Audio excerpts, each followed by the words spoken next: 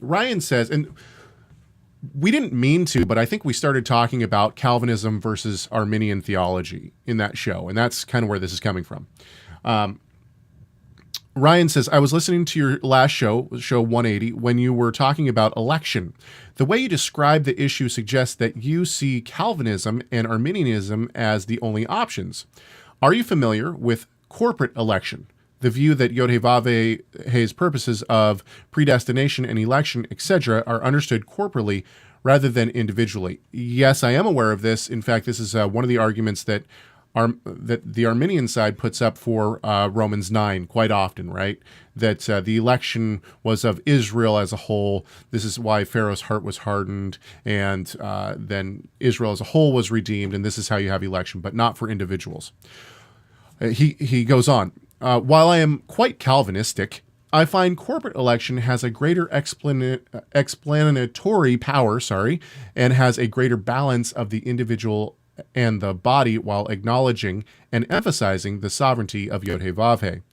I have two questions. Do you think Calvinism and Arminianism focuses too much on the individual? And what are your thoughts on corporate? So this is going to play into a little bit into Miguel's very well, I think it's a very poignant comment on our Facebook page several weeks ago. First of all, I have heard of that, and I think that there is something to it, in that I think that Israel as a nation is prophetically representative of us as individuals as well.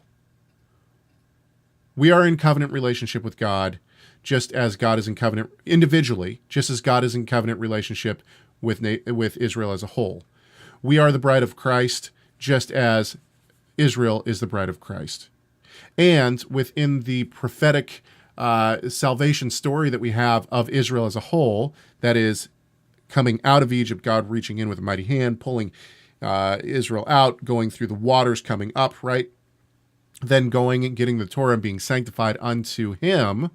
And unto who? Unto Christ, right? The bride becomes sanctified unto Christ, or unto the Messiah.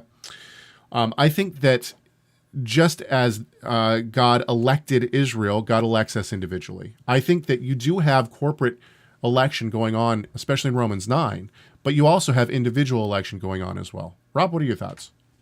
I like what you're saying, dude. I think it sounds right. I think in terms of, I was just looking in Exodus where it says, Exodus 26, and then also Exodus 36. It's describing the building of the Mishkan. Yes. So the Mishkan is the tabernacle, and it says, Vayehi HaMishkan Echad, and the Mishkan shall be one. But it's talking about all these parts, right, that you put together.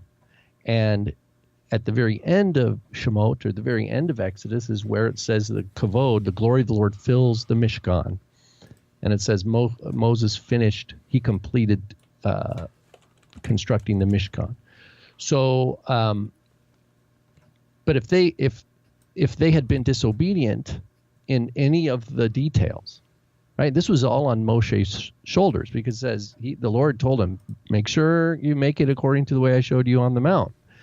And so all the builders did not get instruction from God. They got instruction from Moshe on the details of how to build. Now it says Betzalel, etc., was filled with the Ruach Elohim, with the Spirit of God, and had wisdom and understanding, etc., and knowledge. But in fact, it's Moses who conveyed the details and oversaw all the parts. And when they put all those parts together, it was one. And the glory of the Lord filled the entirety of that tabernacle.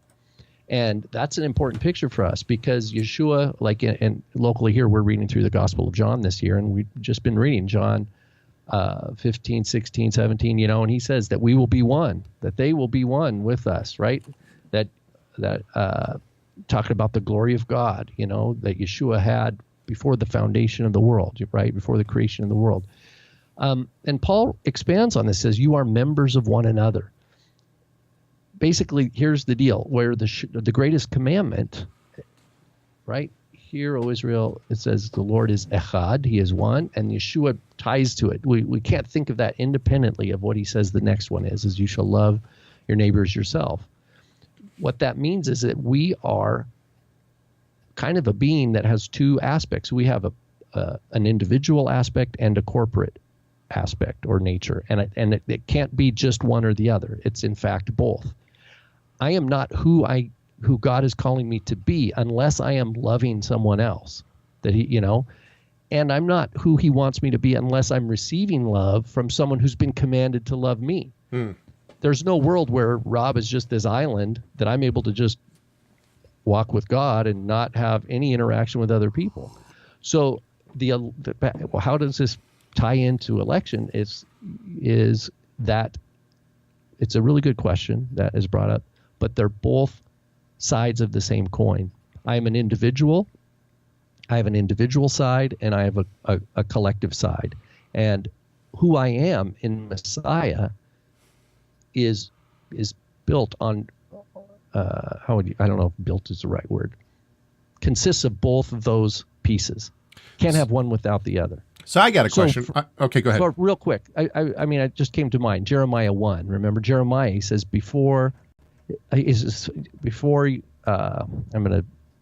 I sanctified you from the womb or something, right? He's talking. He says to you, singular, masculine, singular. He's talking to Jeremiah. And we have this, Paul in Galatians 1 says, I was separated from my mother's womb, that Christ died for me. Right? That's an individual point. And there are, and on that note, hang on just a sec though. On that note, we see the same thing happen in the Deuteronomy 6:4 and following passage, right? Is that it switches between a plural, yes, you all, yeah, and personal, you as an individual. Right. Shema Yisrael Adonai. Shema is singular. If it was plural, it'd be Shem'u. Y'all listen, but it's not. It's you as an individual, listen, obey, right? But then it says Adonai Eloheinu, our Elohim. Yeah. Eloheinu. It doesn't say Elohecha. It says Eloheinu at there. And then Echad, and then it says, right, Ve'ahavta, and you, singular. So you're right. And the other sections of the Shema, too, it goes to plural. This clip is over, but there's plenty more where that came from. All you got to do is hover over the round thing below me and then hit the subscribe button, and you'll never miss another video from the Rob and Caleb Show.